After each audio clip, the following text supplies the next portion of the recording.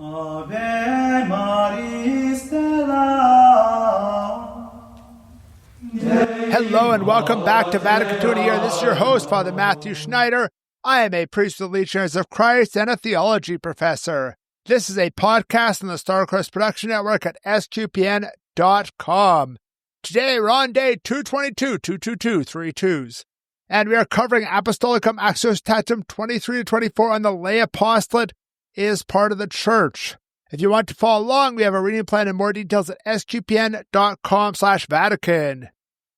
Yesterday, we talked about how we should hold apostolates endorsed by Bishop Hiley, and we should praise those who are full-time dedicated to different apostolates.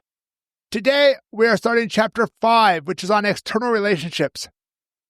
By external here, I think it means relationships external to individual apostles run by lay people. So what we're going to talk about a lot today is relationships with bishops and other people in the hierarchy.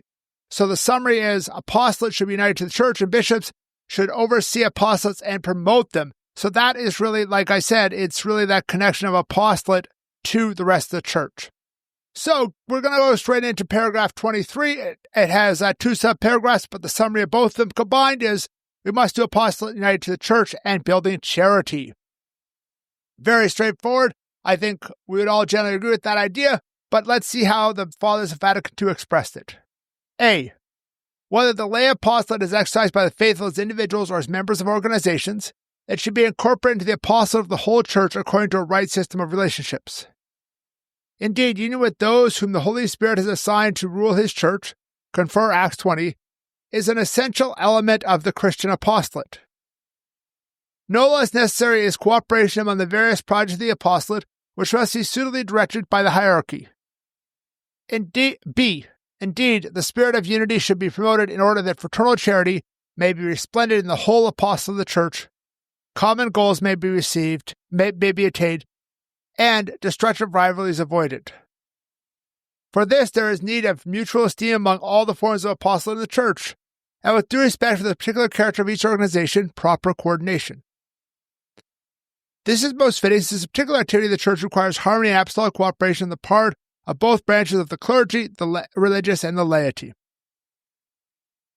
So, if we read this paragraph, we see this overarching theme of unity and charity. I know in my own legionary formation that was a big deal. We want to be united, we want to operate with charity, and I think that also applies to the different apostles within the church. One of the things that kind of ends with is the challenge of the harmony between the different branches, the lay people, religious, priests, and I can definitely tell you in my own life, I have seen places of conflict in that. And we should work together in harmony, not in conflict, but what we should do and what we actually do is not always perfectly the same thing.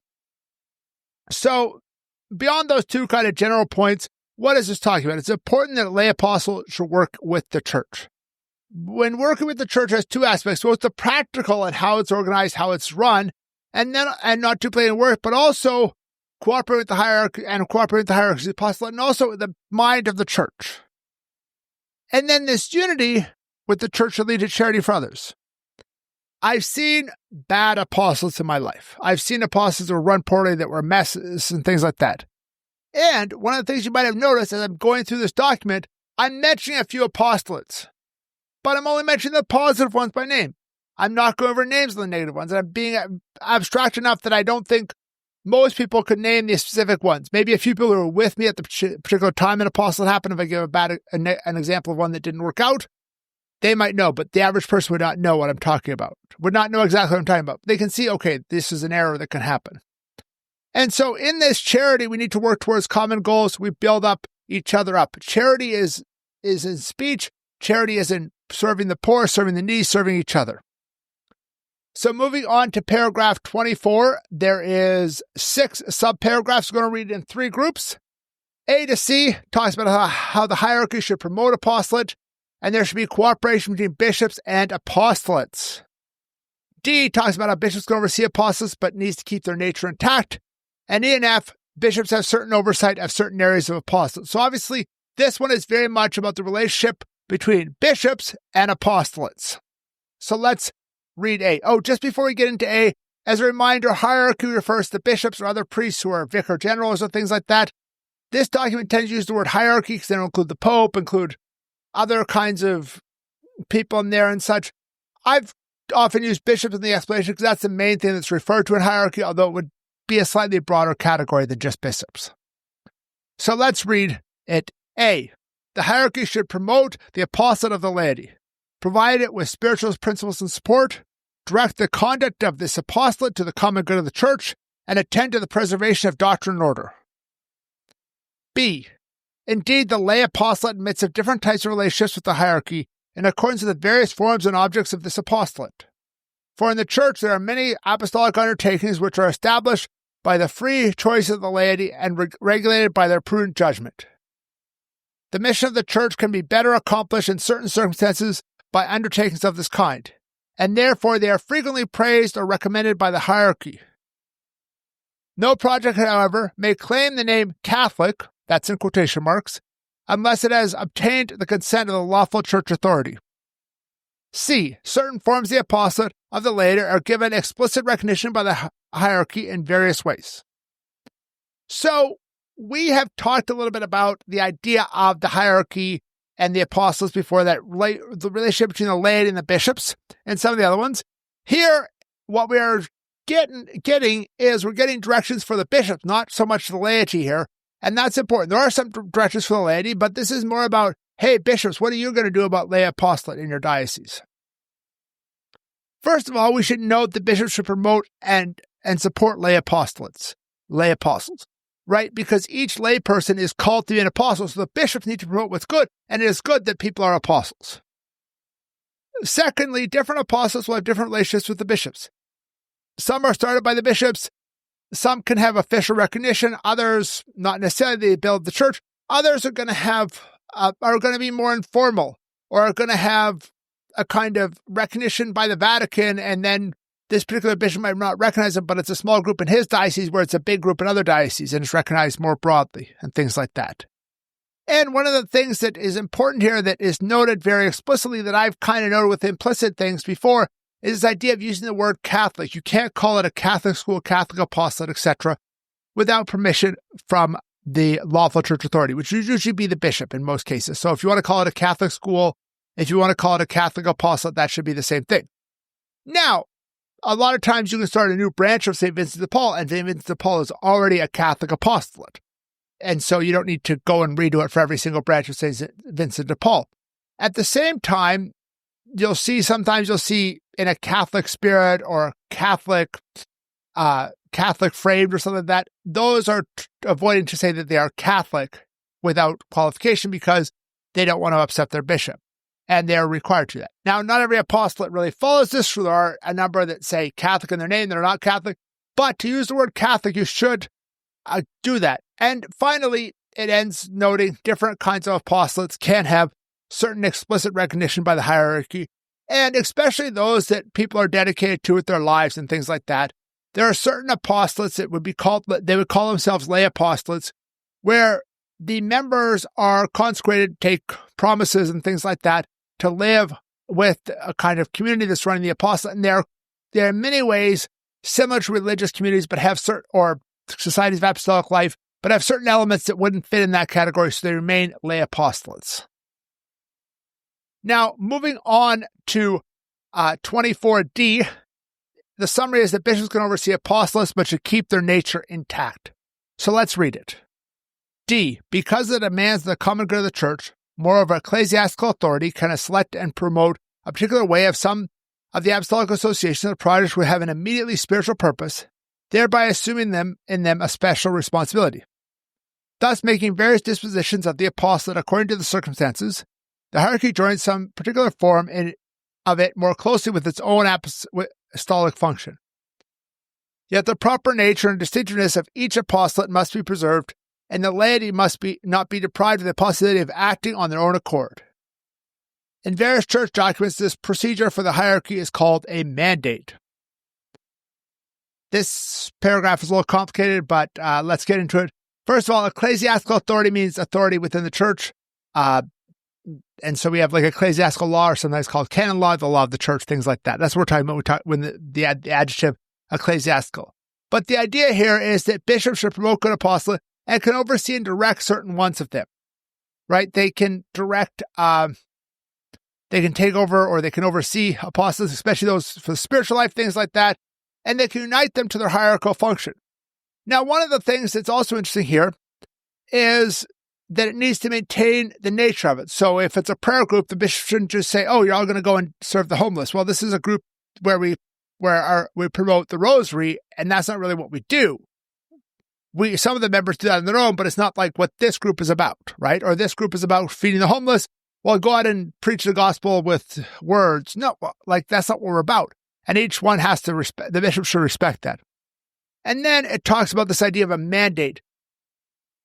One of the places this is most evident is one I actually have. I have a mandate. It's also called a mandatum usually, and it is given to philosophy and theology professors to say they're Orthodox, and it can be rescinded by the bishop.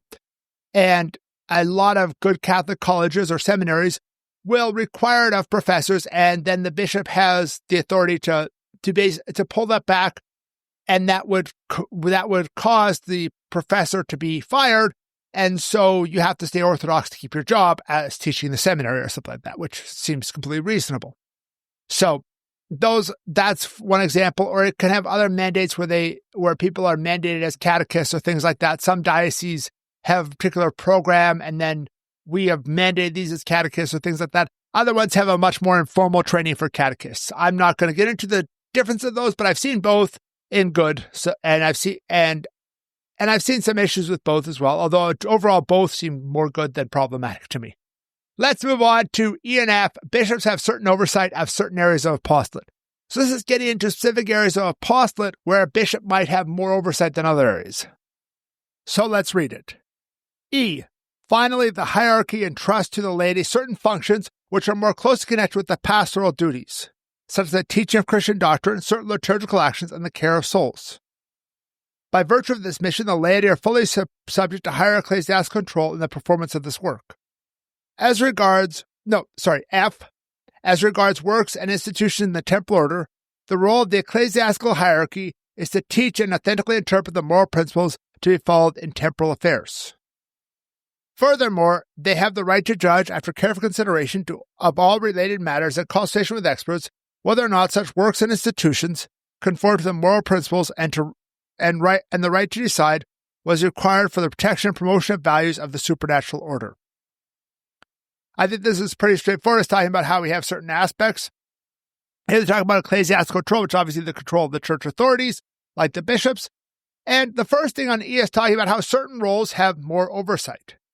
And for example, in the United States, if you write a catechetical text, you can't just go and then use it in your parish. You have to get it approved by the USCCB as a catechetical text that meets a whole bunch of criteria. I actually looked into working on a project where we might do that, and it's a lot of work. But that makes sure that every catechetical textbook is good. Then you have things like the liturgy. You can't reinvent it. Obviously, different styles can be varied. You have some bishops who have all their servers wear white gloves and be super careful and everything. You have other bishops who take off their mitre and put it on the little table beside them. Both of them are fine. There's no issue with either of those, but it's a different style. And the other thing here is that bishops can set certain rules for economy, for human resources, things like that. For example, this is where you get the whole issue of child protection / safe environment. You'll get in a lot of dioceses in Canada, the U.S., where you have to do training to make sure that you can identify the signs if somebody else is grooming kids for sexual abuse and things like that, which is important for us adults to know. So we know the signs, if we can say something more than it feels a little off, where you can say, okay, there's this sign that, like in the class, I learned that might be grooming. Let's talk to the person in charge of our CYO basketball team or whatever, right? The coach, the head coach, about this assistant coach or something. And those things can be helpful. There's also things like, for example, in Indianapolis, one of the schools lost their status as Catholic because they were flagrantly disobedient to the bishop about how they're promoting homosexuality, especially through certain teachers who were very flamboyant and flagrant about being actively homosexual in their lives and not really representing Catholic teaching in that respect. And the diocese can decide that. They can decide, and this is no longer a Catholic school. You can't use the word Catholic anymore. And then bishops also can look at certain moral questions when you have healthcare or things like that. In healthcare, every hospital is supposed to ethics review board, things like that. And they can consult experts. I'm guessing I am probably one of those experts in some way. I have not been consulted or anything like this, but I would be the type of person who would be consulted, being the moral theology professor at the seminary. So anyways, let's conclude with today. Thank you for listening to this episode of Vatican II in a Year. This is a listener-supported podcast, and you can donate to help Storicus produce it and other great podcasts at sqpn.com/give. You can give one-time monthly or join the Storicus Patreon. Tomorrow, I'm going to share the next paragraphs of Apostolicum Exercitatem 25-27 on lay people of the right to apostolate of their own. Please join us then to learn more about Vatican II, which provide a blueprint for the Catholic Church. If you want more information on the podcast, like playlists for individual documents and a reading plan, go to sqpn.com/Vatican, frmatthewc.com/Vatican, or Vatican SQPN on Facebook and X. We also have an SQPN Discord server at sqpn.com/Discord. And on there, there's a channel for Vatican II in a Year, and I check that out pretty regularly if you have a comment or question. Amen.